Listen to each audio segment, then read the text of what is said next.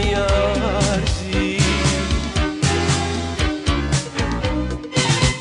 پای همه گل دسته ها دوباره ادامه صدا، دوباره مرگ گل سرخ، دوباره ها دوباره ها حریق سبز جنگلا به دست کبریت جنون از کاشی های آبیمون سرزده فواره خون.